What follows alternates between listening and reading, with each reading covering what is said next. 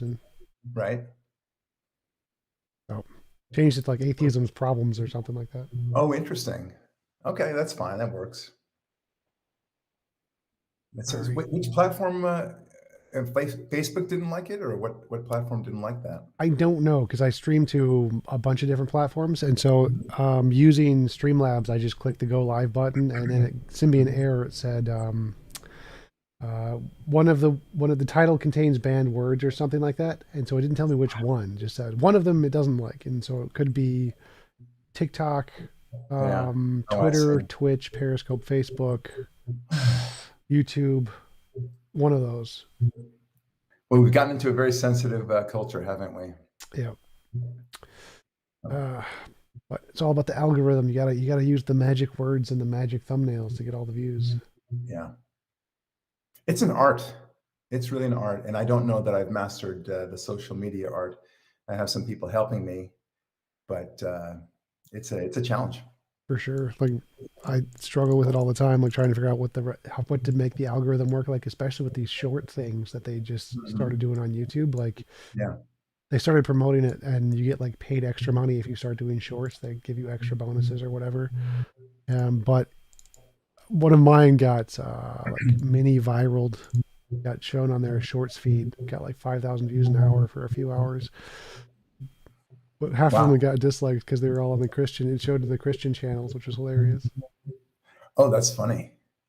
Yeah, I find that most of my commentary, the comments that, especially when it comes to the book and otherwise, is mostly from atheists who are very caustic about it. I know I was.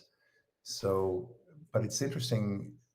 Every once in a while, like every 1 out of 4 are, pro um, pro God and like the arguments or otherwise. But a lot of it's just ad hominem attacks, and I expect that. But I love hearing flaws in my arguments, or at least what they perceive to be flaws, and that's great. I mean, that's the way we learn, right? Debate is a fantastic format. So, Yeah, absolutely. That's why I do it too. I enjoy there's the quote from the Fundamentals of Chess, 1883. The only way to get smarter is by playing a smarter opponent. yes, yes. I say that about tennis because I like to play tennis. Yeah. I say it about chess because I love chess. Oh yeah, we should totally play sometime. Well, Oh, that'd be great. What are That'd be you great. rated? I'm rated about 1900 to 2000. Oh, I'm not rated. I mean, Oh, I haven't sought to get rated either, but I'm good. You know, among the people I play, I would say I beat 8 out of 10 of them. So, but nice. I don't have time to devote that kind of attention. But I do it with my kids, and my kids are really good at chess now, and it's fun. And I don't know if you have kids, Tom. No, I do not. I am Yeah. still a bachelor for the time being. All right, well, maybe one day. Yep. But it's a. I will ask you though. At some point, why, as an atheist, you might have kids at all. I had an interesting conversation, and it's a chapter in my book. Um, this is my second book about why have kids. I mean, I just don't understand it. My brother's an atheist. He had 2 kids, and I asked him, "Why did you have kids?" And he said, uh, "To pass on my values," but more like a question. I don't think he thought about it. So it's daunting. I mean, having a kid is not just expensive, which goes without saying, but it is challenging. And talk about a risk and reward analysis. It's it's daunting. So maybe I'll ask you about that when we're on the show. Sure. So yeah, we can jump right in. It looks like we are live. The More chat of a is question. working and Okay, everything, so we are great. ready to go. Barak, thanks for coming on, and we appreciate you taking the time to have a conversation with me. Would you mind telling us a little bit about yourself and your channel before we get started? Oh, sure. I appreciate that. Well, my name is Barak Lurie. I have a channel, The Barak Lurie Show. We do talk about the aspects of God that are very helpful for society, but even more importantly, that atheism is a destructive force, and to be careful about it. while I think so many atheists like yourself, Tom, are very thoughtful about it, they want a better world and such like that. The problem with atheism, this is the theme of our show, is that it doesn't take into account the necessities of civilization and the realities of civilization. So that's the main focus of the YouTube channel. For my background, I've was an atheist myself until about 22. Um, I had set about, I went to Stanford and I did a thesis there for a humanities honors project.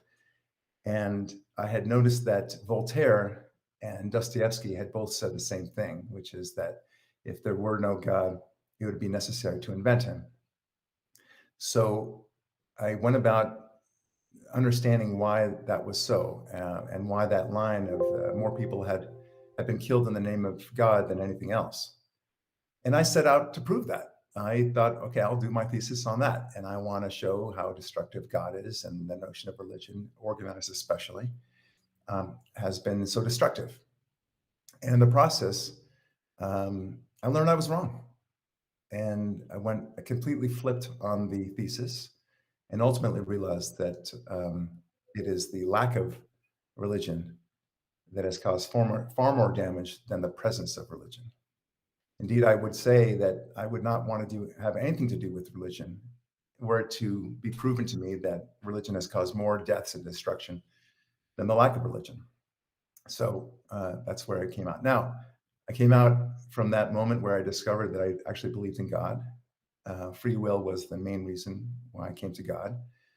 And I remember coming to these Christian Bible thumpers that I had always been debating with, very, very politely, by the way. And I came to them and I said, you know, I think I believe in God. And Tom, I got to tell you, I felt so embarrassed. I felt embarrassed to myself. I said, you're an idiot for thinking that God is real. But I could not escape the conclusion that there almost certainly was a God. And I remember that. And then I was curious, Tom, why is it that I felt that this was an embarrassment to me? Why was I kicking and screaming? Shouldn't I come to my conclusions? And we can talk about that later. Of course, we will. But nevertheless, I came to that conclusion. Why was I feeling so embarrassed about it? In fact, why was I so reluctant to accept it? And I realized that the reason why was that I understood that with God came accountability, a lot of accountability. And I didn't want it. I didn't want that responsibility. I didn't want that accountability, but it was there. I just had to do it. So that's a lot of my background there. And since then, I became more of an advocate. Eventually, I started speaking on lectures and otherwise. I wrote a book about it called Atheism Kills, and that came out in 2017. And it did very well. I was very pleasantly surprised. And I've been on the speaker circuit since then. It's not a full-time gig for me, but I do enjoy talking about it. And I love the banter, and I love talking to atheists because, first of all, I respect them. And I respect you, Tom. I've seen your videos, and I think they're very thorough, and they make you think, which I appreciate. And I always want to see, like, what am I missing? I'm happy to do the debate. I want to know the arguments. And hopefully people want to hear the arguments on the other side. I think you're like that, Tom. So I appreciate that. Anyway, that's my background. Free will was the main source of discussion for me. That opened the door, as it were, and led me to many other things. But free will, I could not. I took so many philosophy classes, and at the end of the day, the conclusion was that free will just has to come from a creator. And who knows whether that's the creator of the God of the Bible, but from a creator that gives you free will. And there are many that people just don't believe in free will, like Sam Harris, for example. He'll deny that there's a free will, and I understand it. He's being intellectually honest. I do appreciate that, but to me, I think free will is apparent, and that's something that's very hard to prove. But all the same, I think free will is real. So that opened the door for me, and that then led me to the discussions about evolution. I discovered that the discussion of evolution is a fairly binary concept. Either it happened, everything that we see in our lives, life and the development of life, and then intelligent life, of course, either happened totally randomly through natural forces, or it happened through the process of a creator who was involved. I tend now to believe in the latter. I think the conclusions and the probabilities are more strong there, and that's why I land where I land. So I hope that's enough to Yeah, begin. for sure. Thanks. That's a good introduction. So I am an atheist, by which I mean I believe that atheism best explains everything about the world. And I think that all of the arguments and evidence are best explained by a naturalistic world without a creator mind behind everything. Uh, so, like to talk about free will, I also don't believe in free will. I think that free will is logically impossible. I don't think that there can be free will. I think that everything we do, every action we take, is either going to be done for reasons, in which case it's going to be determined by those reasons, or it's going to be done for no reason, in case it's going to be random by definition. And I don't think there is a way out of that dichotomy. I don't think free will can exist because any decision you make, there's no extra force there for you to be able to make a choice outside of predetermined reasons or just fundamental randomness. So there's no way to actually get free will, as far as I know. Right. So, That's the way I felt as well, and I felt very strongly in the same way. And then I felt very differently. I felt that there is free will. I had a good atheist friend of mine, and we're still very good friends today. And I remember talking on this very issue, and I said to him, "I'm going to start beating the crap out of you right now." Okay. And he says, "Why would you do that?" And I said, "Well, because I don't have free will. I'm gonna beat the crap out of you." And I expect, because it's all deterministic, that you can't be upset with me. Well, I will be upset with you, he said. And I said, "But you shouldn't be. I mean, I've been I've been determined, as it were, to beat the crap out of you." So that was a simple thought experiment to go through. And his response that he'd be upset was a legitimate response. I mean, we have to be held accountable for our choices. Um, and that's why I think that free will is a reality. We could talk about that all day long, but I don't think either one of us will be able to prove that there is no free will or that there is free will. I think we have to just experience it. It's hard for me to believe that there's no free will. I think there is. And I think a lot of our foundation of society has been built upon free will. um, well, that's an intuition you have, but I don't think that's evidence that there is such a thing. Like saying that you can be angry at somebody. Well, yeah, I mean, I would be too, but that's not evidence of free will. So, like, Oh, I agree with you. there are people who are like, there was this one case of an elephant who went on a rampage. I think it was in America somewhere. No, maybe it was in the Philippines, and they were angry at the elephant, and they strung up the elephant and whipped it and tortured it before killing it because it went on a rampage and killed a lot of people. People are angry at lots of things. You can be angry at rocks. You can be angry at fictional characters. Our ability to feel angry at something wouldn't be evidence of free will. And so I don't see that as a way to justify a belief in free will. I think that in order to justify a belief in free will, you would first have to explain what it is. You'd have to give a coherent definition of what it could possibly be. Because because my fundamental problem with it is that when you say you believe there is free will, well, first you'd have to say, how is it even possible for it to exist? Not just to say, well, I believe it exists. Like I can believe unicorns exist, or I can believe a square circle exists. But until you can give a coherent definition of how it could possibly exist, I don't think it's a reasonable position to take.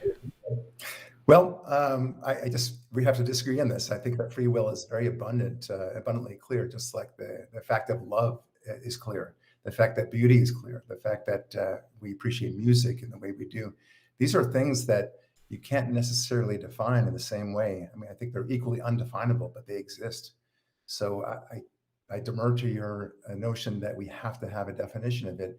Free will is, to my mind, the fact that we are responsible for our actions, that we make independent actions based upon our consciousness, and we are held accountable for those actions. If we don't have free will, then there's no need for accountability. I just think that there's just none. But we live in a world of accountability. We do expect to punish perpetrators of crime, for example. Somebody who murders somebody, somebody who kills somebody, who steals from somebody, somebody who embezzles, somebody who rapes. These people need to go to jail. partly not just to deter them from future conduct, but also to punish them for their choices. I think society understands that there's free will, whether we like it or not. Somebody's in the chat. They're saying there's an echo. I think like your mic is picking up my words from itself, so they can hear Oh no. a slight Okay. echo. Do you happen to have headphones or anything like this, or could you just turn the volume down a little bit on your Yeah, end? sure. Let me see if I can do that.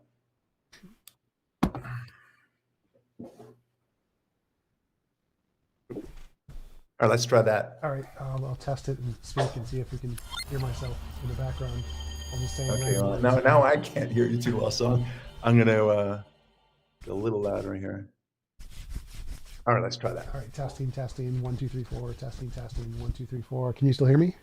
Yeah. All right, I don't hear an echo on my end, so I think that solved it as long as you can hear on your end. Right. I'll just get a little closer then. All right. So yeah, I mean, I think there are coherent definitions for things like love and beauty. Like beauty is our feeling that certain things are more aesthetically pleasing to others, and love is a emotion that we feel an attachment to other human beings. So I definitely think those are coherent things we can define. Mm-hmm. But I think I definitely see a difference there between that and free will. Like I agree people should go to prison if they've committed crimes, but I obviously don't think why I don't get it. a preventative. I mean, other than to make sure that they don't do to other people, why would you send them to prison if they're not accountable? Yeah, they don't have the free will for what they've done. Yeah, it's preventative. So we put them in prison to prevent them from harming other people. It's like Sam Harris uses this great example of a guy who had a brain tumor, and the brain tumor made him have like pedophilic desires. And as soon as they removed the brain tumor, they were gone. He wasn't a pedophile anymore. And then the brain tumor came back, and he got the desires again. They removed the brain tumor, was gone. There was no reason to put him in prison. That doesn't erase free will. That doesn't erase free will at all. I mean, look, some people have a predisposition to alcohol. That doesn't mean that they should go ahead and drive drunk, right? I mean, that they have somehow get free pass to drive drunk. We still hold them accountable. I'm not interested in alcohol at all. I don't think I've ever been drunk in my life. I drink once in a blue moon, maybe a glass of wine per month. But that doesn't mean that I'm saving society by not driving drunk. And that's the answer to that question. The fact is, people are responsible for their actions, and I hold accountable. Well, that wasn't exactly the question. So predisposition to alcohol. So that the point I was leading to is that once we remove the brain tumor, there's no reason to put him in prison. It's completely irrelevant because the cause of the crime was the brain tumor, not the person. So even if there was free will, that free will can be overridden or controlled by the physical stuff in your brain. And so if there's a way to cure the thing that caused the crime by changing the physical structure of the brain, then there's no reason to put them in prison anymore. They've done nothing wrong. It's not their fault. They were determined to do this, like as you said, by their biological state. And so the only reason to put someone in prison is if their natural brain state causes them to be more inclined to cause harm to others. And so we have to do that until we can cure them. And if we can cure them, we can just let them go. We would just all prisons would be gone because we could just. I don't buy that, Tom. I think that doesn't make sense to me. So let's take your example of the brain tumor, putting aside the fact that is an extremely rare situation where something would cause somebody to be more predisposed to pedophilia, which is just, I mean, I take that as almost as I thought as an experiment, but let's say that that's the case. So what? So he's now been predisposed to this thing. He still is responsible for his actions. And to say that I can't help it, I must, engage in pedophilia because this brain tumor is more or less telling me to do so. That doesn't mean that he's less accountable. He's still accountable for his actions. There are many times that somebody may have harmed us, may have hurt us, may have done something horrible to our daughters and sons, and we want to beat the crap out of them, if not kill them ourselves. I mean, there are reasons why people may choose to do some horrific crimes and feel justified in doing so. I mean, I can tell you, if somebody ever tried to do anything to my kids, I might very well beat the crap out of them, if not kill them too. But I still am held accountable for my actions, and it is still a matter of choice. So I do everything else within the confines of the law, but there are all sorts of reasons why people do what they do, and we still hold them accountable. Free will is real.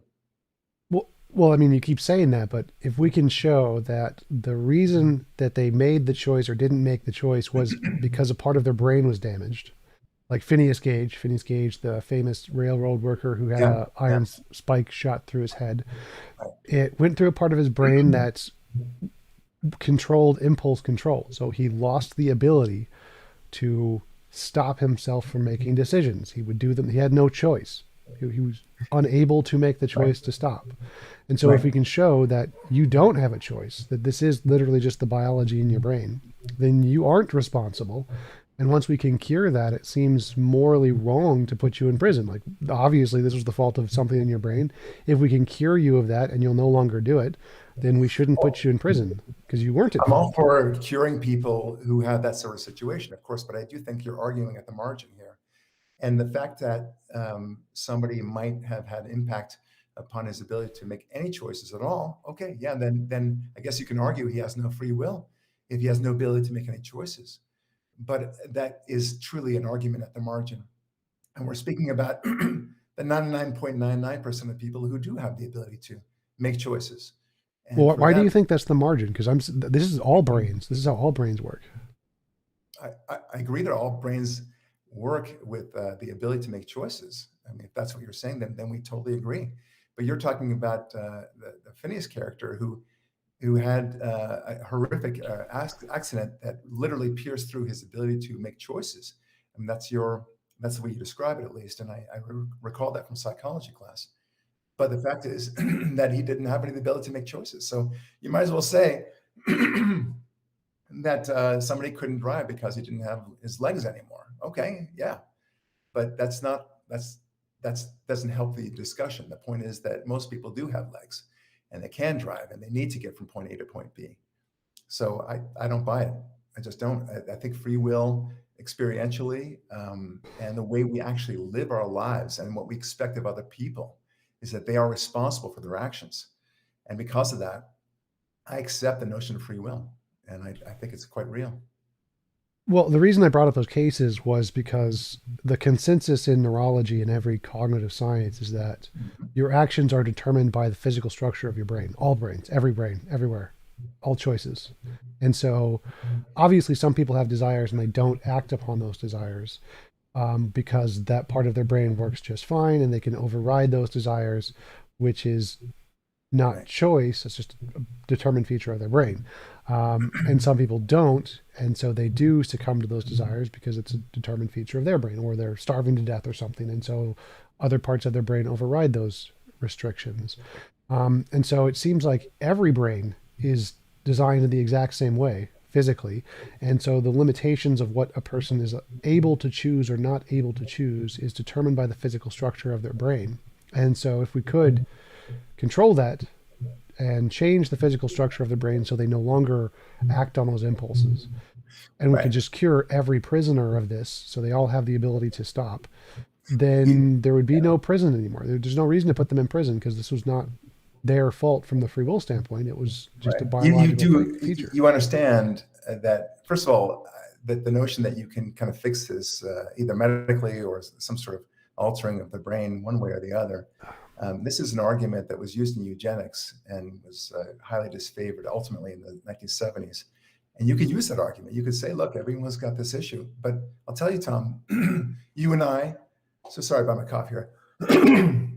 You and I have predispositions for this or that. Some people might have a predisposition toward alcohol, toward gambling, toward sex, toward drugs, toward work, toward laziness, toward whatever. And we are expected to fight ourselves. I mean, it's one of the greatest battles that we have. I mean, we say in the Bible that the biggest fight you have is with yourself. And that is truly your greatest battle. So it's nice to be able to think that we can look into the brain and just kind of tweak this or that, and everything will be great. And it's just a question of science eventually solving this problem. But I don't know that I buy that. It's just not experiential for me. It's just you might as well tell me that you're wearing a purple sweatshirt right now. It could be. I don't think you are. My experience and my understanding of color is that you are wearing a grayish type sweatshirt, and I demur to your notion that there is no free will. I think we are responsible for our actions. We do expect other people to be responsible for our actions, and our civilization, in many ways, is built upon the notion of accountability and being responsible for our actions. The notion of good and evil. There is no good and evil if there's no free will. I mean, I'm sure you would agree with that. No. You don't agree with that? Yeah, I believe I'm a moral realist. Most philosophers are moral realists, which means there are true moral statements. Okay, wait. So wait a minute. If there's no free will, then why would you hold anybody? Why would you call somebody good or bad, for that matter? I don't get that. Because it's a description of how their interactions with others, regardless of whether or not they have free will. Like free will is irrelevant. Like you don't need it. Why would you need A it? description of being good. That's a relative term. What is good then? Well, right. So What is good. bad? Right? And we can. It's not. I'm not even going to say that we're playing that game. I'm just saying you would be unable, philosophically or realistically or logically, to define something as good or bad if there's no free will. If people are not accountable for their actions and they're simply acting because of the neurons in their brain and the structure of their brain, then there truly is no good or bad. Well, no, like I'm actually surprised, Tom, that you said that there's such a thing yeah, as good and bad. pretty much every philosopher would say you're wrong on that one. Just yeah, like I think goodness is any like immorality is an involuntary imposition of will, and morality would be voluntary assistance at will kind of a thing. I don't think nowhere in there do you need free will. Like most philosophers say you don't need free will. Like Platonic objects, you don't need free will. Law of nature, you don't need free will. None of them you need Law of free nature, will. you're right. There's no free will in the law of nature. I totally agree with that. I totally agree with you that if you believe in pure random evolution, there's no free will there either. But there is no good and evil there either. I Well, no, disagree with again, that. that's wrong. If you just disagreeing with the entire field of philosophy. So every No, philosopher. I'm not. I don't think you're right about this, Tom. So That it's most philosophers the Phil believe that Survey's there's no such paper. thing as good and evil. Phil Survey's paper, the largest poll of philosophers. You can go to it and look at moral realism. The vast majority, or not the vast majority, the majority of philosophers are moral realists, and like 70% are atheists. 70% of philosophers are atheists, and like 60 are Well, moral realists. well, this is the problem with atheism in that regard, because to the extent, and that was the magic phrase that you just used, to say that 70% of these moral philosophers are atheists, I think they're struggling with how to reconcile, on the one hand, not having any God in their lives or rejecting the notion of a creator, and at the same time want to portray themselves as wanting morality. I don't understand that. Morality is something that is given through uh, in my mind, one God, one creator. The notion of morality has to come from that. It's not from logic. Logic, you can play that game where I can make any decision seem moral. I can. So it's not impressive to me that 70% of these atheist philosophers, or that these philosophers you're talking about, are atheists. It means nothing to me. Well, I It just think means they're trying to fit a square peg in a round hole. Well, I think the key phrase there is that you don't understand it. Like I can understand that you don't understand it, and from your perspective, it doesn't make sense. But from the perspective of the experts who have been trained in the field and who are experts in the field of ethics and morality, it makes perfect sense, because your definition of morality is just wrong. That would be Why are the you referring to all these other philosophers? Why don't you speak for yourself? I want to understand it. You simply third partying it to a bunch of philosophers who say X. I don't think you're right about that. And the fact that an atheist philosopher is going to talk about morality, that doesn't mean anything to me, because they don't. I do not think I've never heard an atheist philosopher be able to fit that square peg in a round hole. There is no morality if there is no God. There are preferences, yes. There are things that you'd rather not happen. You'd rather not be killed. You'd rather not be stolen from. You'd rather not be raped. I get that. But morality, the notion that there is one true sense of what is right and wrong, that's not consistent with atheism. Well, you say that again, but this is the reason I'm bringing up the other philosophers is because there's actual data that shows that most philosophers, most professionals in the field who have spent years studying this say that's wrong. And we can prove that the vast majority of philosophers say that's wrong. And the reason they say that's wrong is because our understanding of morality is demonstrably different from what you just said. So like the model of morality you presented, the divine command theory, where God says so, therefore it's moral, is one of the worst models of morality. It fails compared to all of the others by a vast margin. So it's like when we're comparing models of morality, what we're looking for is a description of the most moral world, essentially the best world that could possibly exist.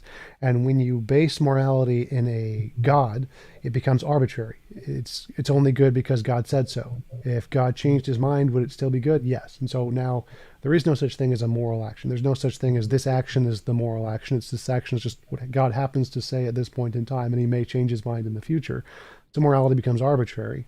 Okay, so Tom, there's a lot to unpack there, but Sure. I'll start off from that notion that God would change his mind. God hasn't changed his mind in terms of that. So I'm not even, I don't want to get into biblical stuff because I think there's a very big distinction, which I'd like to Sorry, explore. sorry to interrupt. The point Yeah, there wasn't that God did change his mind. The point here is that the God truth could change maker, the truth maker of what makes something moral is God's decision. If it's the case that the truth maker that makes something moral is God's decision, then if he were to change his mind, we're not saying he did. It doesn't make a difference if he does to the argument. If he changed his mind, then what morality would be would also change because it's determined by his state of mind. So it doesn't Okay, matter so if he yeah, actually changes his mind. The point here is that morality is subjective because it's contingent on a mind. For it to be it's a objective, distinction, to my mind, it's a distinction without significance, Tom, because on the one hand, for example, I mean, I can point to you, it's a kind of easy to, during the Nazi regime, what they decided about killing Jews and other, alleged undesirables was that they want to get rid of them. It was logical. It was moral. They believed it was moral, and I'm putting that in air quotes. In many parts of the world, even today, but especially in the past, it was acceptable to rape little boys and to have them as concubines. yeah, That that would was be part of their subjective, society. And right? Because hold just a second. You're talking about floating point morality and floating point logic, for that matter. What is good for today changes tomorrow. And I go through this. I call it the logic game in my book, Atheism Kills, because there are many easy ways to logic your way out of what is moral and claim that to be moral instead. So the question is to you, back, you're talking about how what's good for today is it could change tomorrow because God can change his mind, could change his mind, to use your phrase. You could say the same thing about anything in society, about how people change their decisions based upon the circumstances of the time. yeah, I agree. Those are both subjective moralities. So those neither of those would count as objective morality. Slavery is a good example. That was very logical in the minds of a lot of slaveholders back in the early Yeah, days of America, yeah. and of course before then, through the entire history of the world. And here we are. It's different, right? But slavery is always wrong in the eyes of God, always. So, I mean, I agree with you. I think that simply being able to change your mind in a social setting makes a morality subjective. So it would not be an objective morality. It would be a subjective morality for the same reason a God-based morality would be a subjective morality. Anything that's based off of a mind or opinions would be subjective morality. And so philosophers say that moral realists say that morality is something outside of people. There's no opinions. No opinion can change it. God's opinion can't change it. My opinion can't change it. It's something outside of all people. That's what makes it objective. Right. So I mean, I agree with you. I don't think morality is determined by society. I don't think that any logical arguments change morality in any way. I think morality is an objective thing in nature that exists independent of humans and God and minds.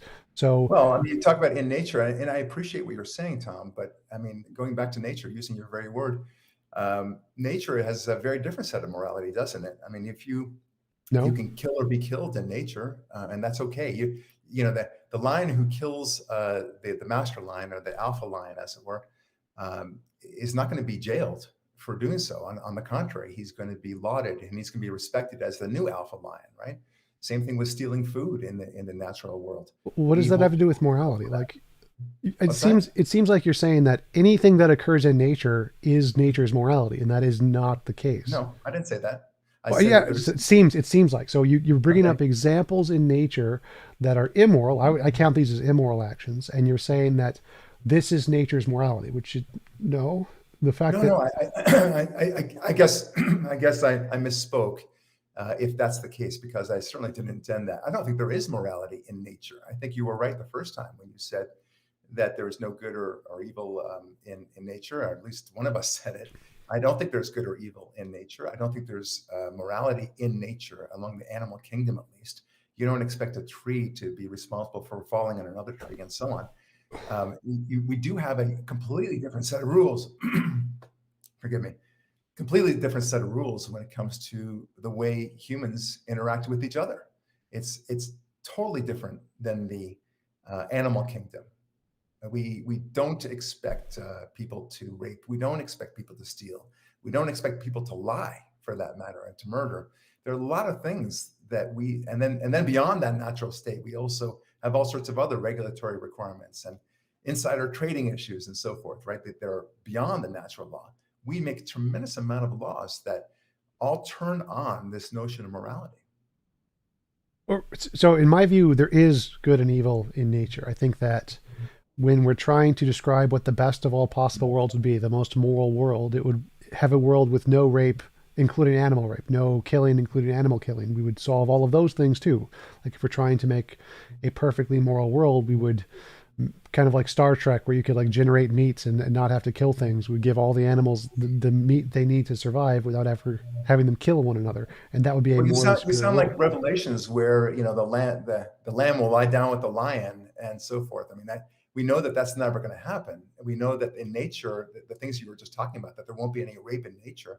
Of course, there's going to be rape in nature. Of course, there's going to be slaughter in nature. Of course, there's going to be stealing in nature. It'll always be so, and always has been so. Well, So no, I don't we understand do that. have lambs lying with lions. That's a thing. We can train them. Like if, as long as you provide enough sufficient food for animals, they don't. There's a significantly less likelihood that they actually eat other animals. You can domesticate them, and if that happened for many many years, evolutionarily they would stop selecting for aggressive tendencies, and they would stop doing that. And so what you said there is kind of just obviously wrong. We could obviously end all death and murder and rape everywhere if we had enough control over physics. Like obviously we could just put everything in a zoo in its own little cage, and or Right. big cage, give everything its own planet if we had enough control over physics. Like if we had God's power, we could do this in a second. We could just snap our Right. fingers, Well, poof. then we would have no free will, then, would we? I mean, if we put everyone in Why? cages and every animal's right. So, but Wait, look, going to wait, your wait, point what about do you the mean by, lion, I want to ask about that. You said if yeah. we put everyone in cages, they wouldn't have free will. Like, can you fly? Could you just jump up and fly right now? Okay, so of course I can't. The point Well, is do you that still have what free you said will? about what you said about the cages is you seem to respect the fact that if we put people in cages and kept them separate, not just people but animals too, then the lion would never be able to eat the lamb, and that's a fair statement. I think you're 100% right. In fact, that's what zoos do, right? They do keep animals in cages exactly for that reason, and also to protect them, protect people who are visiting from the very dangerous lions and otherwise. So you have you're actually making my point for me, which is that these animals would make choices that are against what we want. What you're proposing is to limit them, to limit their nature, as it were. So, and more to What? the point about lions, for example, you think you can train them, and then they won't attack. Well, then, what's that group from Las Vegas, right? The circus guys. I mean, they had that lion, and he was training. Roy, something and Roy. That's right, Roy something, right? And that line that didn't act consistent with what you're saying. There is a nature to certain kinds of animals that are not domesticable. Even my dogs, I have two dogs, and they're very gentle, but you their tendency, they're very sharp teeth, and they will be very violent if push comes to shove. Well, so there's two So things that I wanted to ask about. One, do you think it's possible that if we have enough scientific control over physics, we will be able to stop all animals from killing any other animals? no, I think that you would have to do such incredible contortions of nature in order to prevent the natural cycle of the animal kingdom and the circle of life, to quote the Lion King, of course. Uh, that's what you would have to do. I mean, it's just you would have to have cages throughout the entire world. I don't think that you could possibly do that. Not realistic.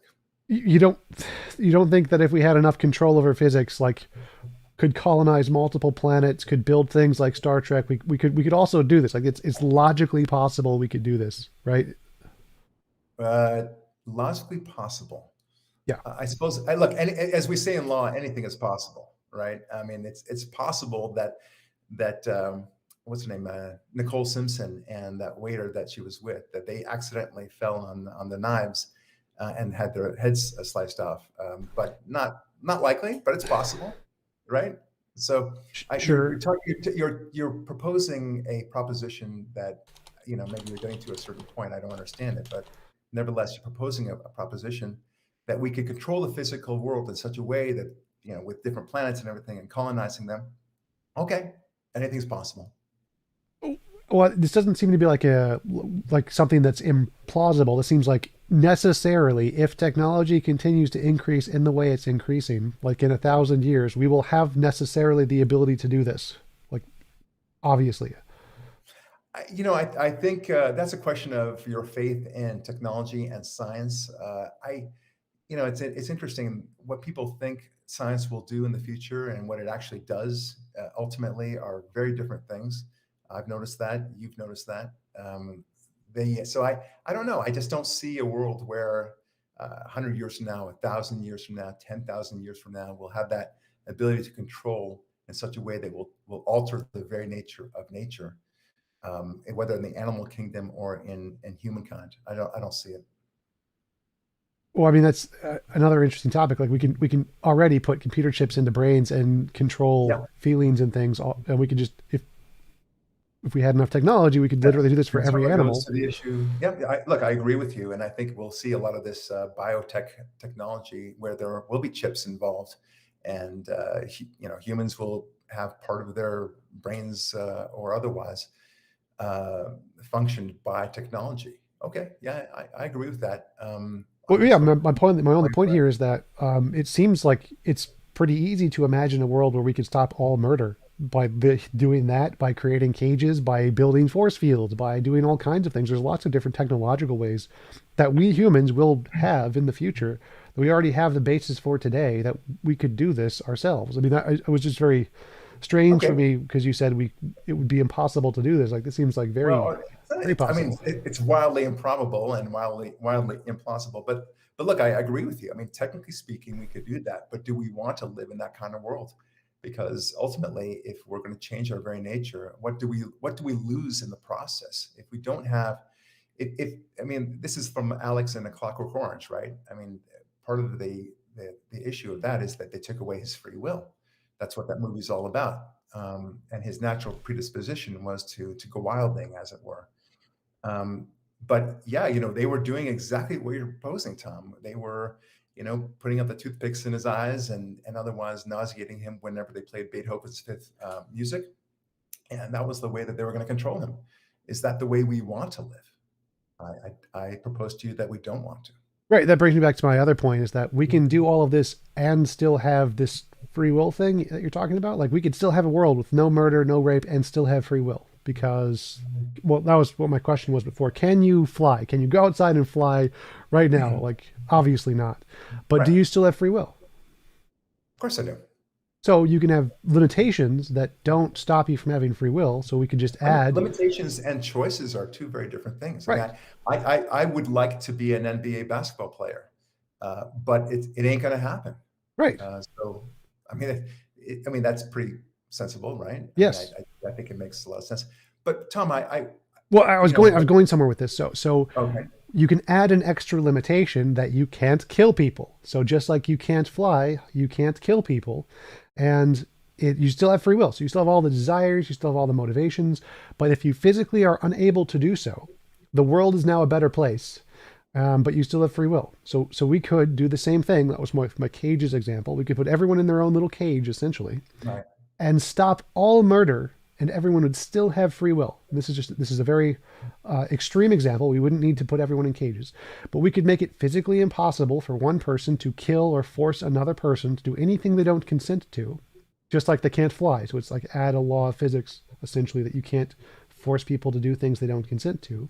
And we Okay. now have a significantly more moral world with the free will thing, if you believe in it, equally as free. Well, okay. So morality, I think I beg to differ, Tom, because if you make it so that nobody can, let's just go through the primary things of the Ten Commandments. Like nobody can kill, nobody can commit adultery for that matter, nobody can steal, nobody can even covet, and Well, yeah, coveting. So this is only physical limitations. Remember, Scott, you can still have all the fine. It doesn't desires. matter. I'm just Okay. playing the role here. So nobody could steal, nobody could rape, nobody could murder, and that's the within the Ten Yep. Commandments. Okay, well then they're not really observing the Ten Commandments one way or the other. It's not a Sure. free will situation. It's just like Alex and the Clockwork Orange. I think that you're taking away his free will. Now, you don't believe in free will. I do. And I think that we are necessarily responsible for our actions. But wait, So wait, let wait. me, You said you can't fly, but you still have free will. So if they can't yes. murder, they would still have free will in the same way, right? You would still have free will in this argument. If you take away his ability to commit murder, his ability to steal, his ability to rape, okay, we'll use all those things, okay? Yep. Then yes, I suppose he has free will with respect to other things, like he has free will to not yell, free will to not swear, free will to not covet, free will to not commit adultery, I suppose. But he'd have different free will in different areas. But in the meantime, in your thought experiment, you'd be basically clamping him, I guess handcuffing him to do other things. Uh, But that's not what I'm free will is all about. I'm slightly confused. So when I think of free will, I think of the will to desire. If you have the ability to desire it, you have free will, regardless of whether or not you have the ability to act on it. So like, I No, have the free will to want to fly, but I can't fly. no, So I that's that. You've defined it, and then you've kind of gone off with it. But it's not the way I would define it. It's not okay. about the free will to express your desire. I think it's a choice. There are many times I don't want to do something, and I choose to do it. I choose, for example, not to pounce on that beautiful woman. I may desire to do so, but I choose not to.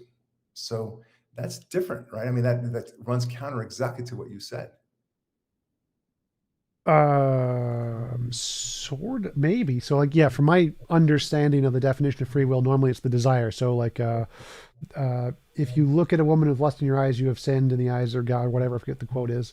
But if you desire to do it, even if you physically aren't able, that would still be a sin, I think, right, in God's eyes. Okay, so I'm glad you brought that up because this is a very big distinction between Christians on the one hand and Jews on the other.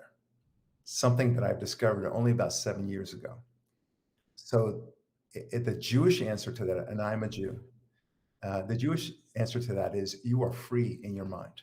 You are not committing a sin by lusting after a woman, by wanting to beat the crap out of that man because he said something mean to you, or even wanting to kill that guy.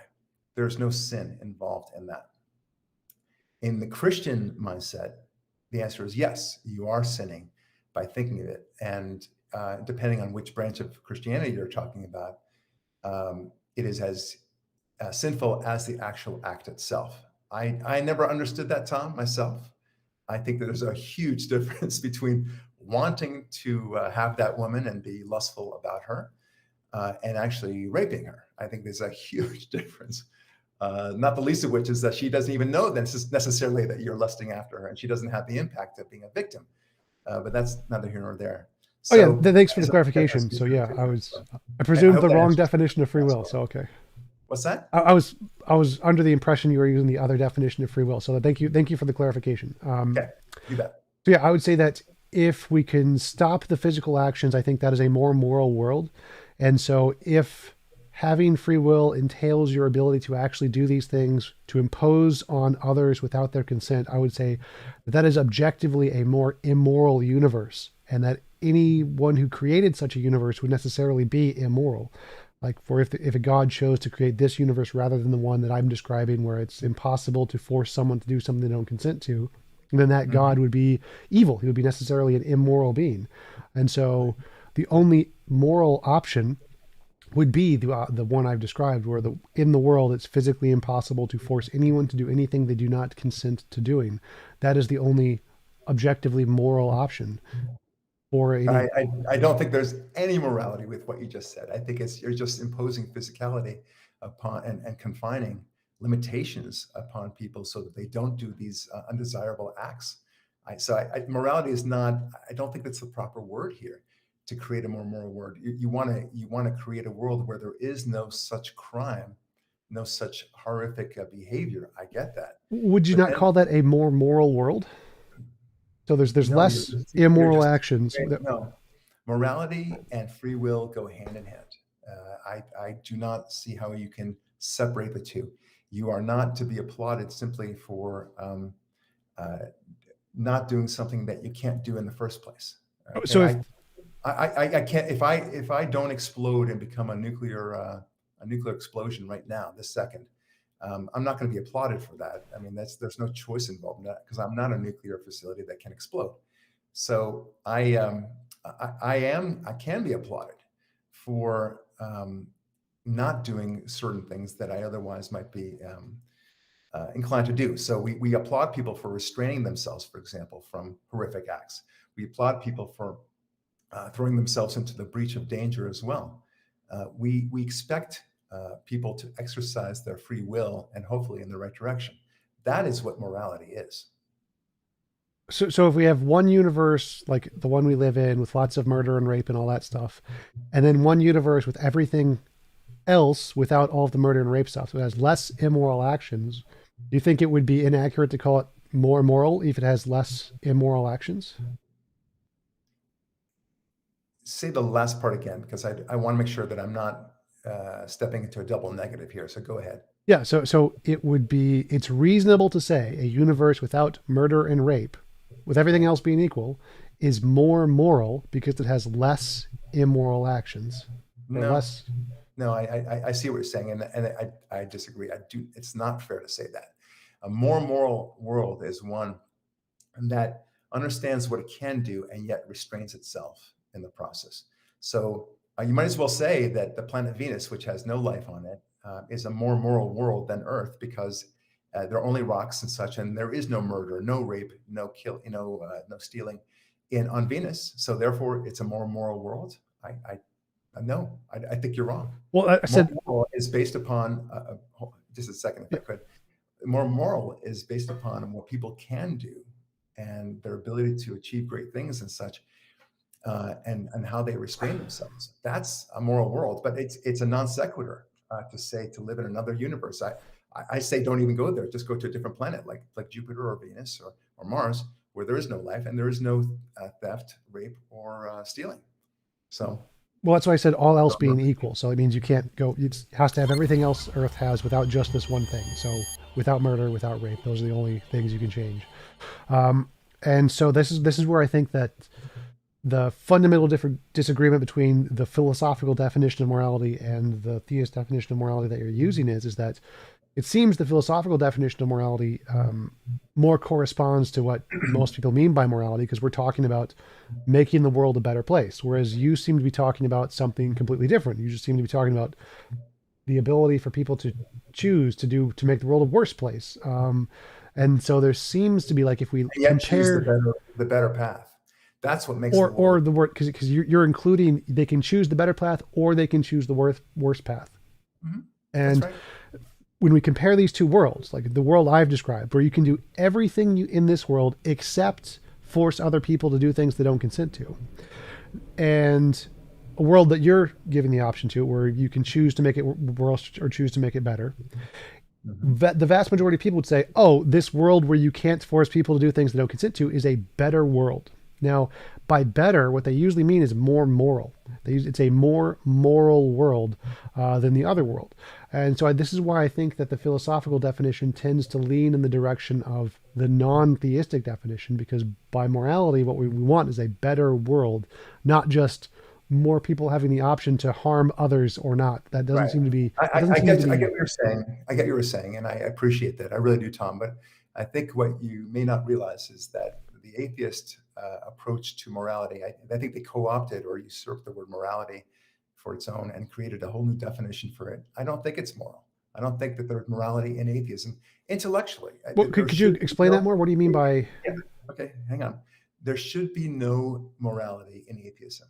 As I mentioned before in the beginning of this project, this program, I was an atheist. I was a very deep atheist. I was the Dostoevsky type atheist. I was the Voltairean atheist.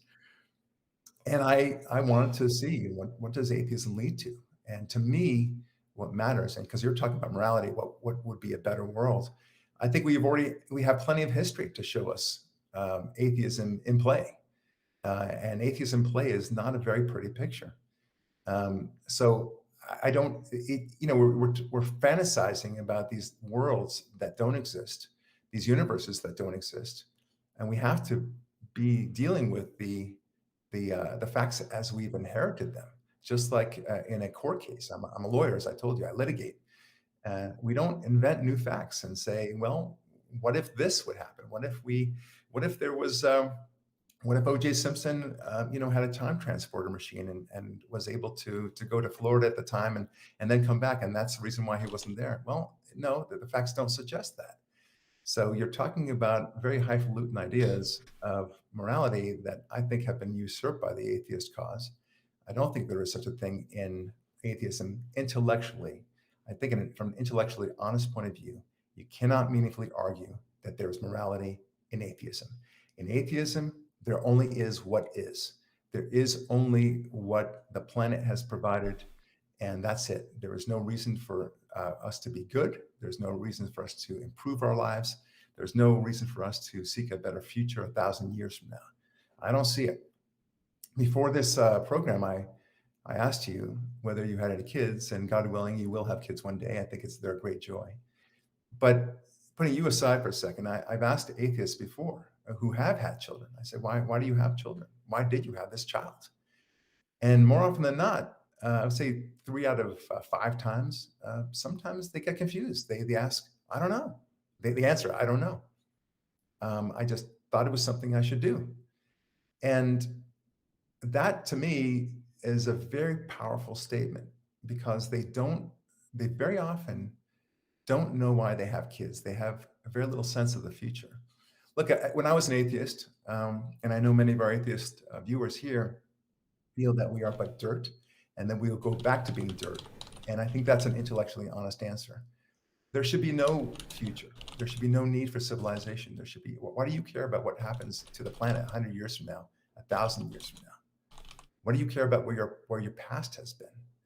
That is a concern that I have regarding atheism. The theistic view, at least the Judeo-Christian view, as I hold, is one where we feel an obligation to the past and also an obligation to the future. And we say in Hebrew, biyad biyad, which means from hand to hand, generation to generation. There's this connection to the future that I don't see in atheism. And I don't see morality as part of that connection for the future. There is no morality in atheism, and no one has ever shown to me, other than the want that they not be killed because they don't want to kill anybody else, because they don't want to be killed themselves. That's not a good argument for me. Well, okay, so I think that the problem that you're describing is that you just don't understand it. So atheists, no, it's not that I don't understand it. I understand it very well. well, it's clearly not. So in the way atheists ground morality is the same way you do. You think morality is grounded in the nature of a God. Atheists think morality is grounded in the nature of the universe. So we have unequal grounds of morality, meaning, purpose, values. All of those are objective. Why would the universe care? The universe doesn't, you don't need care. Value can be there if it doesn't have a mind. You don't need a mind there for it to care. It doesn't. Who gives that value? It's not given by a person. I'll use that phrase. I don't understand why you put that as a value. You said the word value. Yes. Value itself is undefinable sometimes, but why would you even have that value? What's the law of nature? Why not just live like the animals? Why can't we just be like the lions and the tigers and the bears and the ostriches, and just live those lives? Why are we so different as humans? Why don't we have these values, as you say? They have values too. Each value that we have is shared with animals. Their brains have values too. The values that animals have is to eat, to not be eaten, and to mate.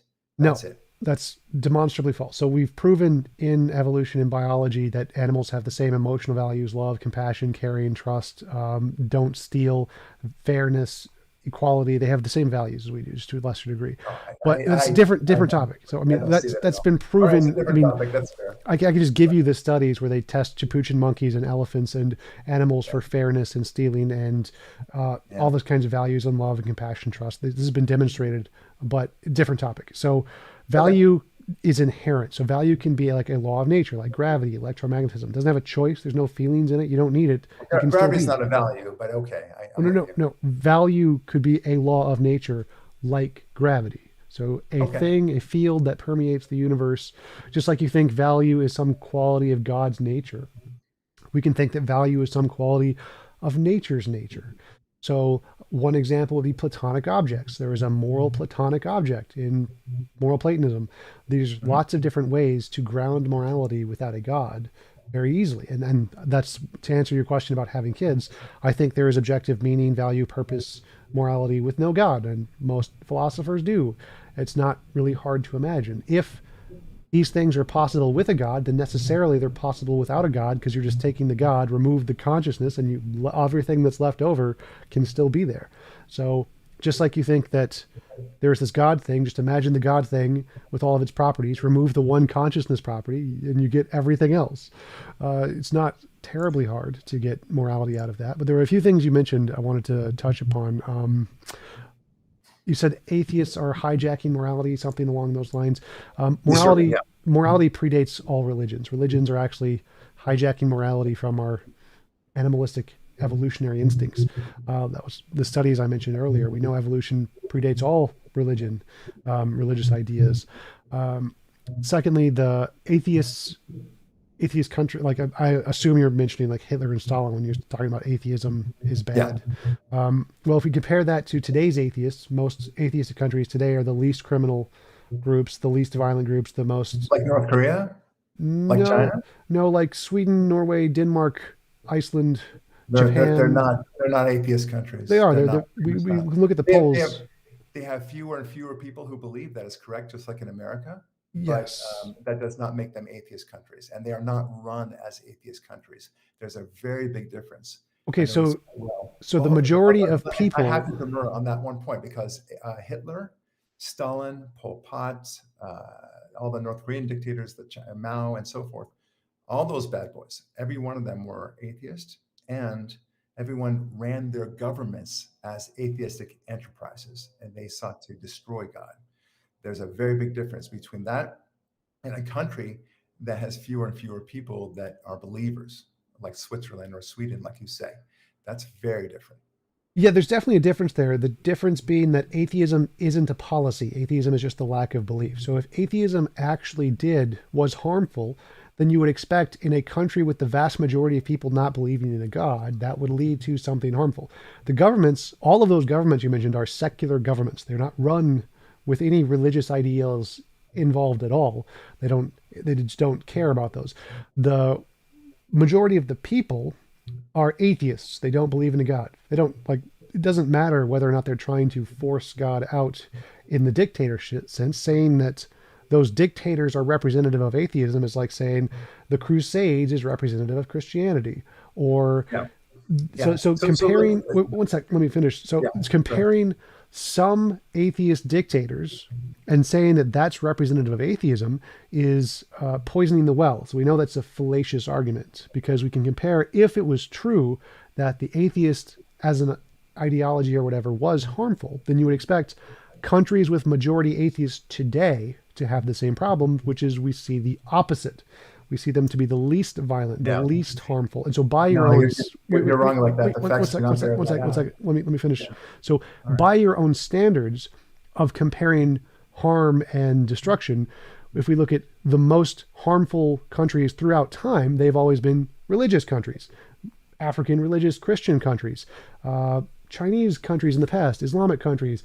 Most harm in the world has been done by religious countries, obviously not at the same as Right. Well, fast now over a we're short coming time to the period. thesis that I actually was intending to write.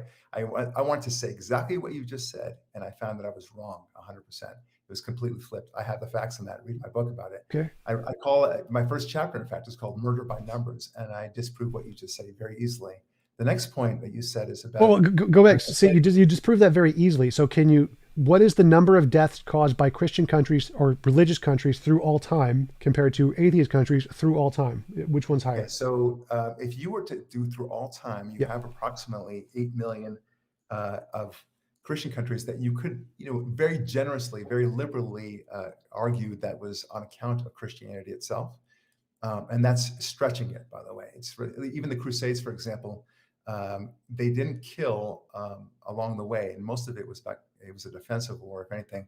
They didn't kill along the way in the name of Christianity, and it certainly was not the Pope or the Catholic Church telling them to go kill in the name of Jesus or otherwise. So, and I say this as a Jew, for whose people were killed by some crusaders as they went along on the road to Jerusalem. That's one thing, and then you have the religious wars, of course, in between. You have the Inquisition, but even the Inquisition was not sanctioned by the church. There were some people and leaders who decided to go willy-nilly about that. By contrast, you compare that to what the socialists and what the Nazis did in the 20th century alone, and you're looking at upwards of 80 million people, and probably 200 million people if you add all the satellite countries as well. So, I asked about say all nothing of the torture, religions. and the rape, and the other Well, brutalities. remember, I asked about all religions, not just Christianity. If you add up all religions, you actually get a much different number. Most starvation, most death, most rape, all religious countries. Most of time was mostly religious countries. So most death, most rape. If you add up the total of all religious countries versus all non-religious countries, the religious ones overwhelm the number of deaths. You're making the same mistake that you're accusing me of, which is that that you said that I was conflating an atheist dictator with atheism itself, and you're conflating these countries that have a religious background to say that therefore every death that occurred under the rule was on account of their religion. It's just a falsity. Well, Secondly, I assume like when secondly, I want to you clarify. make a point about- One second. So when referring to Stalin and including the deaths in Stalin, you'd include like the starvation and things caused by him too, correct? Yes. So I mean, I'm including the same statistics in religious countries that cause starvation for similar reasons. Like I'm not literally every death. Okay, give me an example of a religious country that engaged in that kind of massive starvation, as happened in the Ukraine by Stalin. The Islamic world, when they outlawed math and trading. I said a Christian country. What? A Christian country. Well, I said Islamic. All religions. Remember, I'm including all religious countries. I'm not okay. This you might like this what I'm about to say, which is that I am not making apologies for the Islamic world.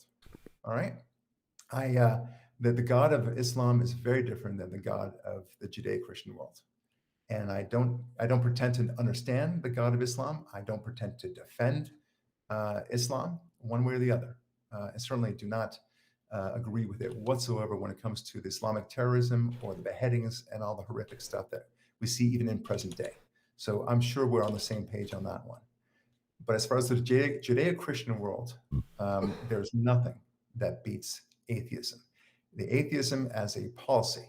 Now, you say there is no such thing as a policy for atheism. You are wrong about that. In fact, atheism is no less of a to say that atheism is not an ideology, and I have a whole chapter in my upcoming book about this very point.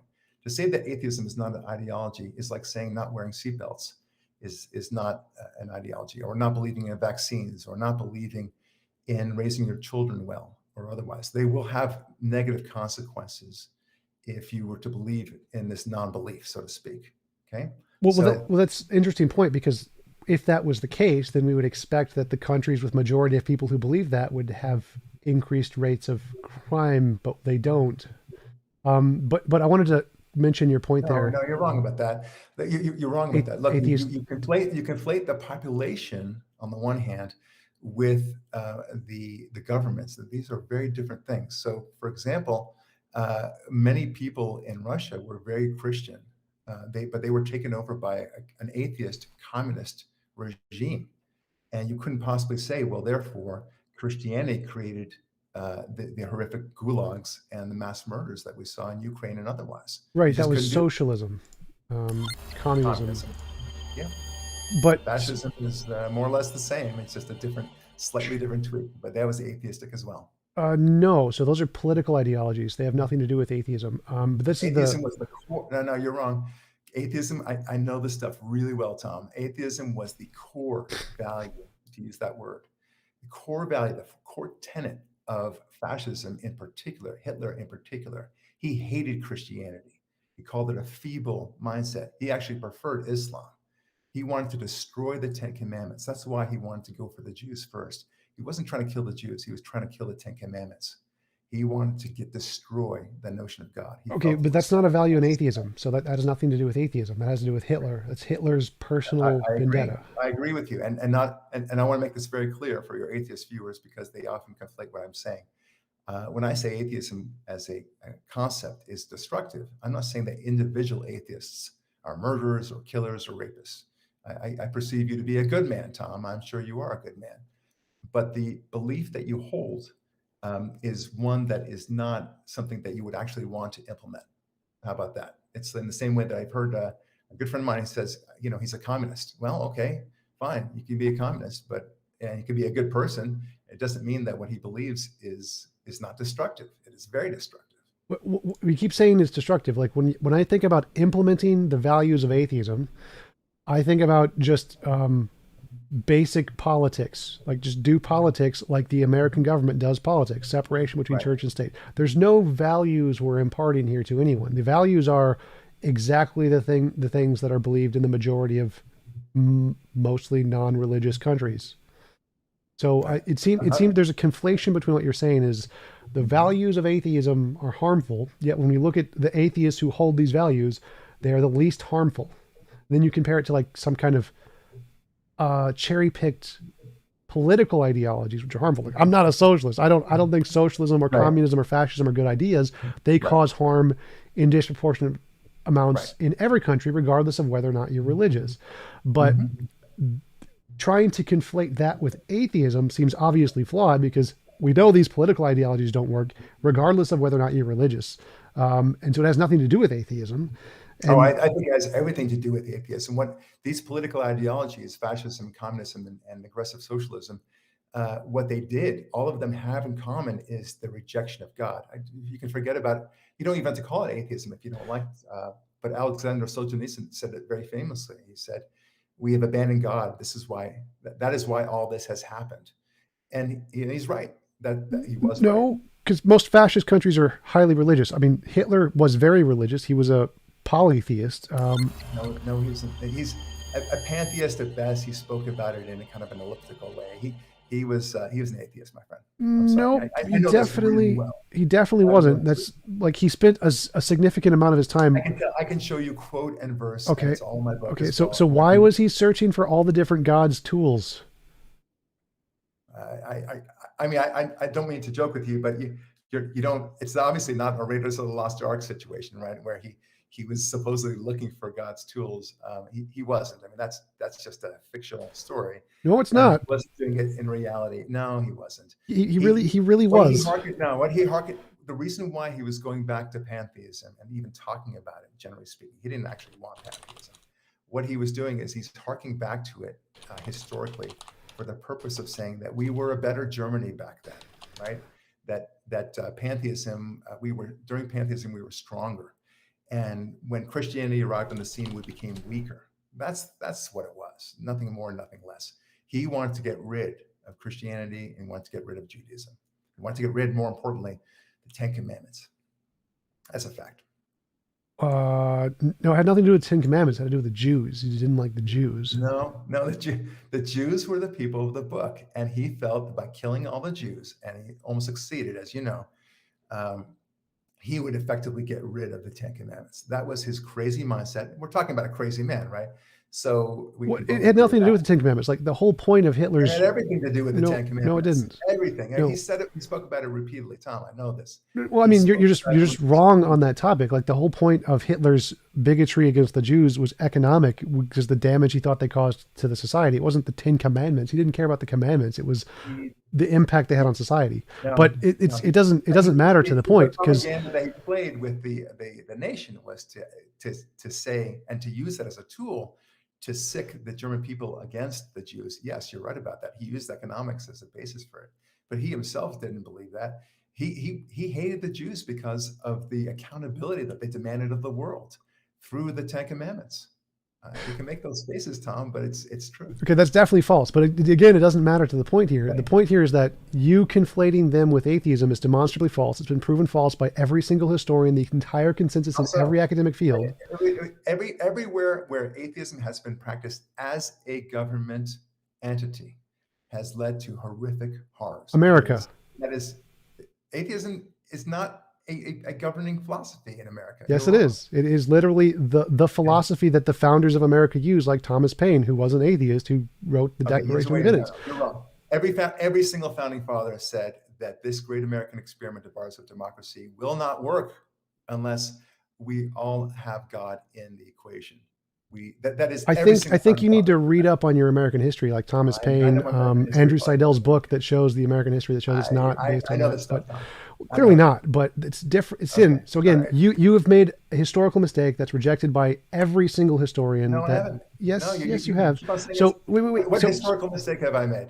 that Uh, that you're conflating atheism with these political ideologies. Like the entire academic field everywhere in the world says this is wrong. If you have the opinion that you can have that opinion, okay, it's I don't. demonstrably Wait, false. that means it means nothing to me that you make a general phrase of the entire academic world, which I even that phrase alone is a little highfalutin. When you say to say the entire academic world, says that I'm wrong.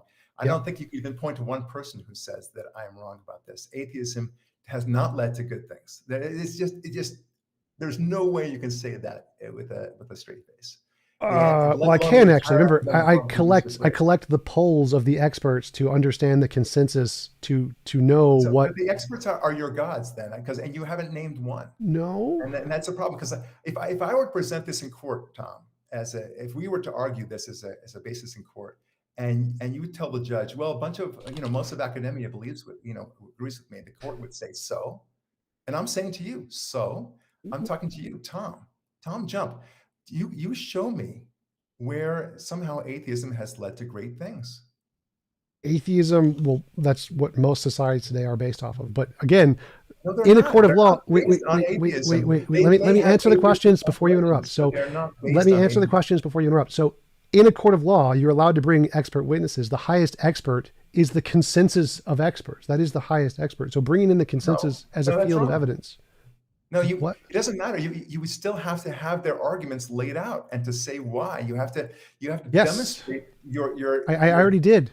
experience, but you So I haven't. literally told you these are political ideologies. The damage caused was by the political ideologies, not the atheism. That is the consensus field of every expert on this topic, which I can Okay, give you lots of there you them go. because I Every have them expert can saved. comment. It means nothing to me. Look, Wait, the wait, political ideology. you asked for the reasons. I gave you the reasons, and then you're complaining about All the right, that's fair experts. enough. Look, every one of these governments that had atheism as a central figure, they got rid of the churches, they got rid of the religions, they banned religion, they banned even to this day in China. They're now trying to get rid of all Christianity as well. To say nothing what they're doing to the Uyghur Which Muslims and has the rest nothing of to do them. with atheism. That's all political. Yes, it has everything to do with atheism. Again, I've proven that false. I've given you the No, you have historical not. examples. You I've have not given you proven the it. All you've consensus. done is point to a so-called vast majority of experts. That's not proof, Tom. You That have to prove it with actual facts, okay. and you don't.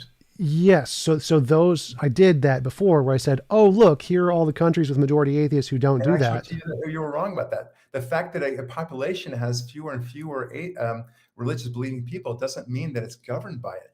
Look, you and I, there are a lot of things that we do That's there kind still of how have. democracy works. Yes. Hold on. No, I agree with you. But look, a lot of us, a lot of countries still deal with things that are echoes of the past, right? Whether we realize it or not, America was really founded on a Judeo-Christian mindset, and it had those values. And we succeeded as a country because of those values. Now, that the fact is that fewer and fewer people are going to church, fewer and fewer people are identifying with any sort of Christianity or Judaism. But they're still enjoying the benefits of a God-centered civilization. Well, that's There's, actually incorrect. So the theists were they are. actually They wait are. one sec. So There's the theists were clearly actually stealing from the secular worldviews. Like all those values that were built into the Judeo-Christian values came from yeah. predating non-religious societies. So none of those are from the Judeo-Christian Give me an standpoint. example of where there was a testament of any kind that said that here are 10 values that we hold dear, such Who cares as. about a random number 10 values? All those values that are enlisted in there predate Christianity and Judaism. And No, they don't. yes, Because they look, I mean, do. murder. Just to give you an example, because murder is, the highest, the worst kind of crime. I think we both agree to that. But murder was perfectly accepted in the Germanic cults of old. Murder was accepted in the 1940s And in in most Christian Hitler Hungary. societies. But the Oh, value, what? do not murder, predates all religions. Like I can name religions that have do not murder before Judaism, like And Jainism name and them. Hinduism. Name And them. those come from cultures that had murder outlawed before those things with no religions. Like Tom, these I'm values, asking you. You say you can name them. I'd like you to name them. I did. So No. Jainism and Okay. Hinduism are two religions that predate Judaism that both outlawed murders. And there were many other societies, like Zoroastrianism was the first monotheism, which had these values before Christianity. I don't remember the names of the actual cultures that are not like the locations. The locations had non-religious societies. This was 10 to 50,000 years ago. I don't like, we have the names of the places, but not the names of the actual cultures because it was too long ago. They didn't have religions. They also outlawed murder. This is not a hard thing to understand. It's just, No, no. What they did is no. Murder was very much an accepted order of the day. You're wrong about Zoroastrianism. You're wrong about Hinduism. They don't have these long codes like we had in the Bible, whether Ten Commandments or the Torah or a descriptive story like that, in order that we can learn from them. There is not the same sense of one morality that is to be the northern star for all of us, and only with that can we have a true sense of morality. Now, you may not agree with that. You want to say that we can do fine without it, and every country can have its own set of rules in terms of morality. But we have this sense that murder should always be wrong, and I think you're right. I think that we have the sense that theft should always be wrong. I think you're right, but it's just not the way it was until the Ten Commandments. There was a reason why the Ten Commandments were written in the first place, whether you believe it was done by God or written by man. There was a reason why, because there was a sense that you had to write these things down to have a final rule. If it was always that way, you wouldn't need to write it. Just like you wouldn't need to write, okay, a law right now that Tom shouldn't take his microphone and beat somebody senseless with it. You don't need to do that because it doesn't. You wouldn't even think about that. very difficult So with a squishy microphone. So I pulled up the Bhagavad Gita, which was written prior to Judaism, and it says the Gita permits no distinction between one's relations and others. If one must kill, one should kill one's own people first. Emphasize added, there is no violence. Violence is not permitted. To be against violence. There are lots of these rules in the Bhagavad Gita, proving I that both understand. Hinduism and Jainism do have these No, laws, no, which no. do Okay. predate Christianity. This is exactly Okay, what but you were saying. those I just within, proved you okay, wrong. those I are just within their literally own proved you culture. wrong. No, those are within all cultures. You might as well say that this That Native was the American point. tribe. Hold on, because you don't know where I'm going with this. Okay. You might as well say that this Native American tribe, had their rules with them, and they did, and that other Native, but they could kill each other, and they did kill each other. Okay, and different countries and different tribes killed each other all the time. The difference with the Ten Commandments, Tom, was the Ten Commandments were to apply to everybody. No, This what I just read applies to everyone. It's literally is like No, you just said you literally said it. You said that within the own, I forget the exact word, whether it was tribe or community or something like that. if one must kill, you should kill your own people first. There you go. That okay. So the point there was saying that you shouldn't kill other people ever, and you like if you have to kill someone, killing your own person first. Like it's literally the golden rule: do unto others as you would do unto yourself, except using your Right. people instead of the other people. This is saying don't kill anyone. I understand what you're saying, but look, Tom, the point is that it's not that the Ten Commandments was. I don't think I said that Judaism and Christianity were the first peoples to ever have any values whatsoever or any rules for that matter whatsoever. I didn't say that. What I am saying is that this is the first time that it's rules that would apply to everybody, to love the stranger as you love yourself. This is very unique. No, it's not. That comes Yes, it from. is. No, it's not. No. Okay. So the golden All right, rule, golden rule predates Christianity and Judaism by many religions. There's lots of examples of that. You can just Google the wiki gives examples of those. But yeah, No, Jainism, which predates all of them, has rules for complete nonviolence. You're not supposed to kill anything ever. Not flies, not bugs, not people. Okay, so let's buy your argument. Let's Okay. buy it. Okay, so you're talking about different religions then. I mean, these are religions Yes. that hearken to some sort of supreme being, whether it's God or otherwise. At the very least, there's a notion of a creator. They don't necessarily. In fact, they don't say, well, you don't have to do it because you shouldn't do it because you shouldn't do it. It doesn't say that. It doesn't hearken to some sort of atheistic, God, or obviously it's not a God, but it doesn't hearken to some sort of atheistic idol. Like the force, I forget what it's called, the force in Buddhism that predates everything that was before the Buddha. There's no mind The to Tao, it. the Tao. You're talking about the Tao. No, it's not the Tao. There's That was Chinese. yeah, it's I forget. There's a specific force, like the Dharma. I think it's the Dharma. The Dharma Yeah. is like the force that predates everything that created everything. Even the gods came from the Dharma, and that's Okay, so just there a you go. force of goodness. There's no It's no a, mind regardless, it's a supernatural force.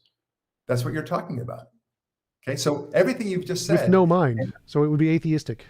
well, okay, all right. You want to believe that's atheistic? Be my guest. But if it's supernatural, then it's supernatural, and it has its own mind. And you're saying Wait, wait, that you wait. So she believe said that. two Hold on, things hold there. on, hold Well, on, hold on. wait, You wait. believe that somehow that this is an atheistic enterprise. I can't. I mean, I can't take that seriously, Tom. Atheist means no God. Like there's no God. God is a non-physical mind that created the universe, right? That's correct. So there could be Non-physical. forces like there are many atheists who believe in the supernatural and ghosts and spirits and stuff. Like you can have that stuff in atheism. You can have a law of nature that is a moral law with no You see, mind. That's but it's interesting you say that, and I know you well enough at this point now to know that you probably don't believe in ghosts and right. goblins and witches, Yes. right? Okay, so I don't understand. I think both of us don't understand how an atheist, one who truly doesn't believe in a god, would still nevertheless believe in goblins and witches and spirits.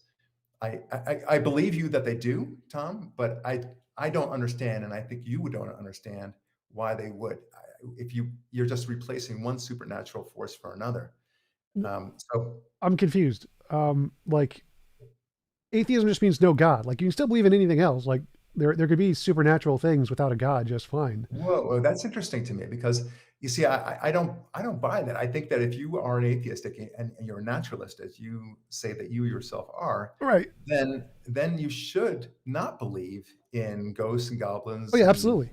spirits and otherwise. I think it's that when I was an atheist, it was all hocus pocus to me. I think it was all garbage. I said, and I think as probably you say, that science will one day find these answers to the things that we don't know. It's simply a substitute for those things we don't know, God of the gaps and all that stuff. And I felt otherwise, of course. But when I hear that some atheists nevertheless believe in spirits and witches and whatever it might be, supernatural forces, I just think that they're just transplanting one spirituality for another. And I think they're looking for. I mean, maybe the reason why is that they don't want the accountability. Well, so again, all these things predate any God belief. But I mean, I agree. If we're naturalists, we wouldn't believe in any supernatural thing by definition. Right. For naturalism, all there is, then there's no Because we're on the supernatural. same page. But not all atheists are naturalists. Most philosophers are. Most scientists are. Apparently, But to me, I have heard those people that are atheists and are not necessarily naturalists, like you just mentioned, and I think you're with me on this one. Like that doesn't make intellectual sense to either of us, coming what, from different directions. I'm not sure what you mean. It doesn't make intellectual sense. Like there's no logical contradiction with saying that there could be other things without a god. Like there could be ghosts or spirits. You can have a soul without a god. You can have an afterlife without a god. I don't like all of the things that you think God does can be done without a god. Like I don't. Well, okay, now I'd like to ask you about this. Now, so you say that there can be a soul without a God, Yeah, right? yeah. Okay. Please explain to me why you think that, because that is fascinating to me. Oh, because there could be a supernatural realm, and you can have souls in people, and they don't. They could just be a part of the universe. They could be a part of a field like the Dharma field. They could be Okay. like the reincarnation thingy in Hinduism, where there's just this soul field thingy out there. Like Well, this is there's very strange to me because you, on the one hand, reject God utterly. Yeah. And on the other hand, you say there could be a soul, there could be this, there could Oh, be oh, that. there could be a God too. So I wouldn't say like I say Oh, it's okay. probably All right, not. good. I'm glad to hear that. So it sounds like you're more agnostic than you're an atheist. No, because knowledge doesn't require certainty. You don't need 100% knowledge or 100% certainty to Oh, say I there isn't agree. something. I So like agree. I can say there is no I agree. Santa, even though it's possible there's a Santa. I can still say, yeah, there's no Santa. That's very fair. Look, and I think you'll like what I'm about to say, which is that I feel with great confidence that there is a creator. I believe, and with less confidence, but I still believe that that creator is the same as the God of the Bible, for different reasons altogether. And I think that many people, when they tackle the subject of God, they seek to they run right away to kind of proving why Jesus walked on water. As you know, I'm not a Christian, so I don't believe in the New Testament. But I don't. I think you got to tackle first, and I say this more to my theist friends, to my God fearing friends, that if you're going to talk with an atheist, to somebody as intellectual as Tom here is, first talk about the notion of whether there's a creator in the first place. And that's what I like about our discussion, Tom, very much, is that it is about the creator. And I want to thank you. And I want to say this is a very intellectually honest discussion, because almost, I would say 90% of the atheists that I talk with, the first thing they do is they complain about the Red Sea opening. How could you believe in that crap? Adam and Eve. Does that mean there's only two boys born out of that? How could that create civilization and so forth, right? And the legitimate discussions, but the first thing we need to tackle is whether or not there's a creator at all. And this is where this discussion has been going. And I want to say that's a rare thing, and it makes it much more engaging as a result. Oh yeah, absolutely. I think that debating over the Bible is kind of I don't enjoy debating over just facts in the Bible because you can interpret it Right. in many different ways. It could be allegorical. Like even if I mean it doesn't necessarily mean that the Christian God is there. There could be a God that was like deistic or whatever. He could still have created stuff. Hmm. So I'm more interested in the general position. Is there any reason to believe there is any kind of a God versus just like I Right. think a quantum field is the best explanation for the origin of the universe. Um, Right. and so I prefer going for more of the general God concepts rather than just specifically making fun of, oh, a talking snake. Ha ha ha. Right. Exactly. Okay, good. I'm so glad about that. Yeah, for me, I, for the people that a lot of my atheist friends, and I'm not necessarily saying this about you, Tom, but a lot of my atheist friends, it's not that they don't believe in God, it's they don't want to believe in God. Two different things. And I think they don't want to believe in God, and they do believe in other things, um, I hope so. supernatural or otherwise. What's Like that? they believe in nothing. They literally believe nothing. Right. but but I think that they don't want it because as soon as you do accept that there's a creator, and if you do believe that that creator is the same as the God of the Bible, then it means something. It means that, wait a minute, what does this creator want from me? Am I responsible? Am I have to do some things that are necessarily good?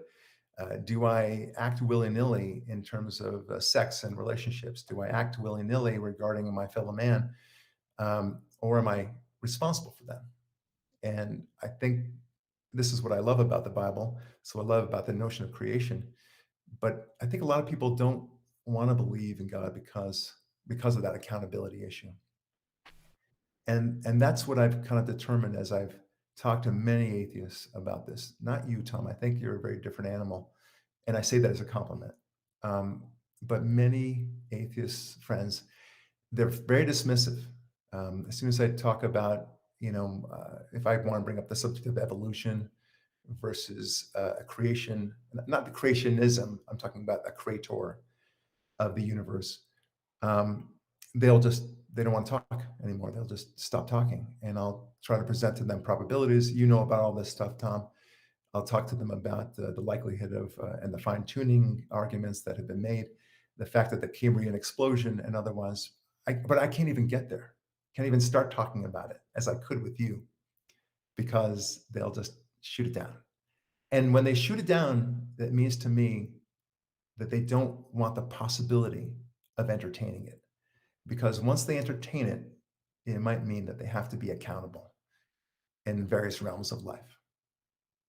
That's something I've never really understood. Like I could, like I've said before, what if people ask me, like, what if there was proof, or because they ask, what would count as evidence for God? Well, I say novel testable predictions, and they ask, well, if you provided novel testable predictions, would you believe in God? I'm like, yeah, that would be evidence. And then Right. would you worship him? Like, no, he mass murdered babies. Of course, I'm not going to worship him. And so, for Right. me, I wouldn't have any problem saying, yeah, God exists, but I'm not obligated to listen to him. Like, he's immoral. He killed a bunch of people.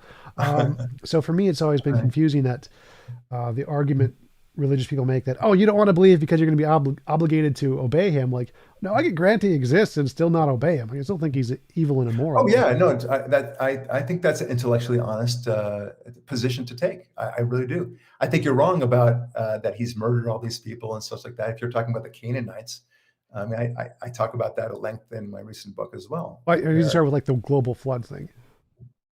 Yeah, the global flood too. I mean, people don't realize that, when it's kind of you're damned if you do, damned if you don't, right? When people say, how could God have allowed a Hitler to happen, right?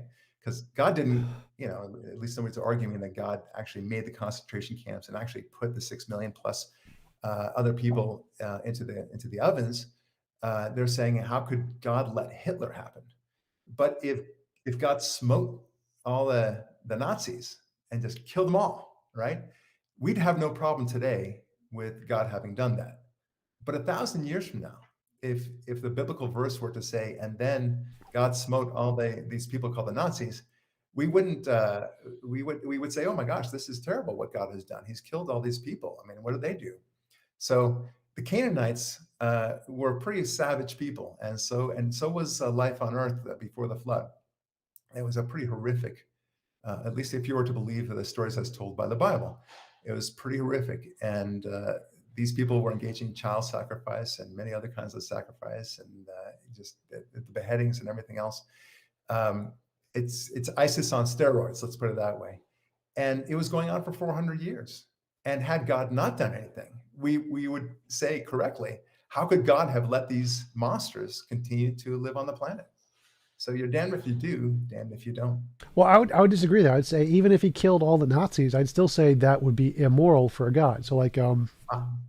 um, Well, we disagree about that for sure. yeah. So let me give you my argument and let me hear what you think. So, All like, right. if a doctor in the 1800s cut your leg off, you get shot in the leg, the doctor cuts your leg off. Like, he's being a good doctor because he's doing the best he can to save your life. Because if you get an infection and you're shot in the 1800s, there's nothing they can do. They don't have antibiotics. You're going to die. So the Right. best he can do is cut your leg off. But if a doctor today cut your leg off, that doctor would be sued for malpractice like instantly because he can just give you Right. an antibacterial shot. And Correct. so, if you have greater technological capabilities and you choose to use a method that would cause more harm than is necessary to save the people, or whatever, then you'd be sued for malpractice. That would be evil. You would be immoral to cause more harm than necessary to solve a Correct. problem. Right. So, God, instead of drowning everyone, or destroying Sodom and Gomorrah, or forcing Jehoshaphat to sacrifice his daughter because he won a battle. And I don't think she did anything wrong, or killing the kids with the bears because they made fun of a bald guy. I don't really think they did anything wrong. Instead of doing that, what he could have done would be something like just create the force field thing, make it impossible for them to kill like other people. Just add that extra law of physics. So just like they can't fly, you can't kill babies. Oh no, your free will is Okay. destroyed. Well, I mean, look, it's wishful thinking. I mean, as they famously say, or we say in Jewish culture, if my grandmother had wheels, she'd be a car. We just can't do it. I mean, it's not Well, reality. God could We have, want couldn't that he? force field. What's that? Well, God could have. So that's what I'm saying. I'm saying God could have I done it this understand, way. but you're quibbling with the powers of God, and that's okay. But I think that going back to the very beginning of the discussion, that the existence of free will, as I see it at least, is evidence of God. It's one of the great reasons why I do believe in God. And on the contrary, if I felt Well, isn't that a that different there was no topic? free will, what's that? Well, I think that's a different topic because the argument I'm making here is that God deliberately chose to kill people, like killing the 40 kids with the 4 mother bears. God killed them when he could have chosen a less murderous option. So here I'm Okay, not so talking no, about free okay, will. look. I don't know to what you're alluding on that. So I'll admit my ignorance on that, on the bears. But I can tell you about these, Sodom and Gomorrah. As you know, the God gave a chance. Abraham was to provide so many good men, and if he could show so many good men, and I think it boiled down to 5 or so. If he could show that, then he would spare Sodom and Gomorrah. He did not. He was not able to do so, and then the result was the result. So we want God to get rid of evil. I mean, if we didn't have that, if God continued to let the Canaanites do the horrific uh, killings and rapes and things that they did to children for hundreds and hundreds of years like that, and did nothing, we would say, this is not the kind of God that I want to believe in. I want to believe in a God that vanquishes evil and sometimes steps in during the age of miracles, as it were. So All right, I here we totally are, agree. however, quibbling a little bit about the Old Testament in a way that we said we wouldn't, but I'm happy to talk about that too. Oh yeah, I totally agree. I think that we would want God to step in to stop the evil, but what I'm saying is that the way in which he did step in to stop the evil was in itself immoral. Like he could have done it in a more moral way. So the Right. bears thing is 2 Kings 2:24, where the bears made fun of a bald guy, and God's no, Oh, the okay. kids make fun of the 42 kids made fun of a bald guy, and then God sent like 4 mother bears to go maul them all or something. Um, uh, Yeah. As you know, there's usually a lot more nuance to these things, not just the Torah, but also the Talmud and the 613 mitzvot and otherwise. So it's usually way beyond the interpretation that's first given. For example, an eye for an eye. You've heard that expression, yep. and people think that it's so barbaric. It's actually an eye for an eye, a tooth for another tooth. It's never been that the punishment has been, well, you lost your eye, therefore you get to gouge out the other guy's eye. It doesn't work that way. The eye for an eye, tooth for the tooth, the whole reason why they have that phrase is to show that the punishment should fit the crime. That's all it means. So you should not punish somebody who knocked out your tooth by killing him, for example, or gouging out his eye for that matter.